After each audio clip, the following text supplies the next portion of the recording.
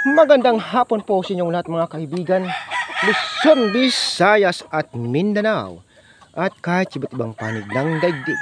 Welcome back to my channel, Katutubo TV Vlog. So nandito po ulit tayo ngayon mga kaibigan sa ating munting manukan. Disclaimer lang ulit. So gagawa po tayo ng painuman ng ating mga sisiw sa pamamagitan ng kawayan. Pero bago yan mga kaibigan, mayroon akong narinig doon sa baba sa tabi ng building ng aking amo sa taas, sa gubat.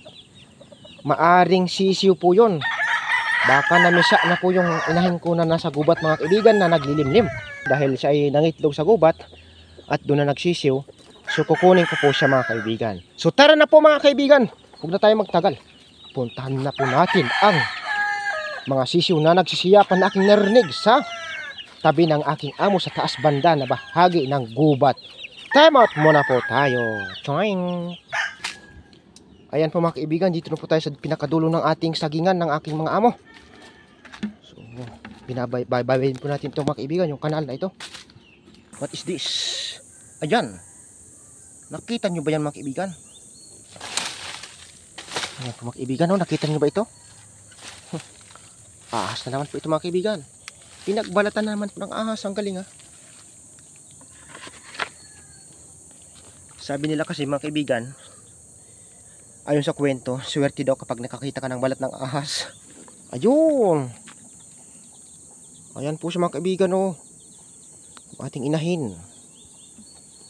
Ito ang kanyang sisiw. Mukhang marami mga kaibigan. So hulihin muna po natin sila kung mahuli ho natin. Pag hindi ay talagang hayaan muna natin sila sa gubat.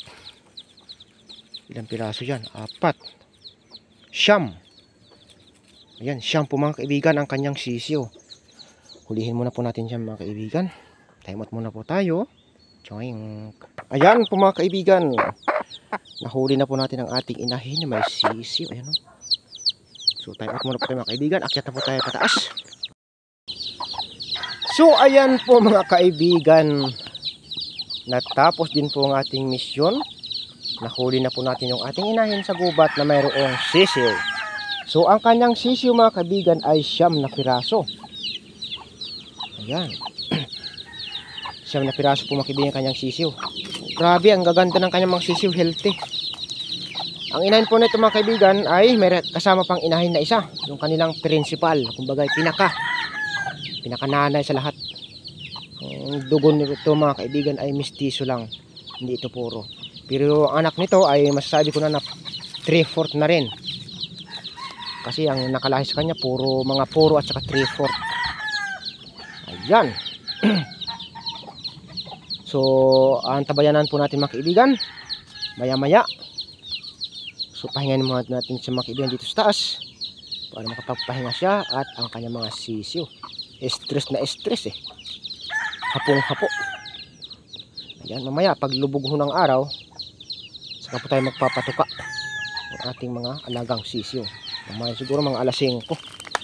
Kasi mainit pa po ngayon mga kaibigan. Alas 3 pa lang ho ito eh.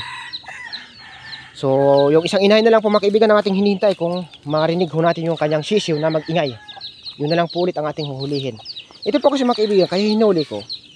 Dahil malayo na po kasi siya mga kaibigan, doon na po siya sa dulo. Kasi pag hindi natin siya hinuli, maaring maiba siya ng daan.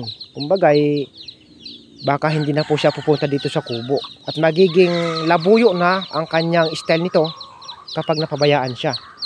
Layas-layas ng tawag sa amin mga kaibigan. Kumbaga hindi na siya karelyebo sa tahanan. Tsaka maaring maubos lang naman po ito ng mga ngain sa gubat mga kaibigan, dahil may aso na kumakain ng sisiw, may pusa, may musang, may bayawak, so may ahas. Kaya kinuha na lang po natin siya para po sigurado na talagang mayroon pong matitira, kung hindi man po 100% na mabubuhay lahat. Pero siyempre nandito na po sa ating pangangalaga yung ating mga sisiw. Kahit 3/4 lang po ang kanilang dugo niyan mga kaibigan, ay mahalaga pa rin po sa atin yan. Kahit sabihin natin ay mistiso lang or native na manok, ay mahalaga pa rin po yan sa ating mga kaibigan. Mahalaga pa rin na sila alagaan. Kasi sila ay may pakinabang. At higit sa lahat, nagbibigay din ng ginhawa sa buhay.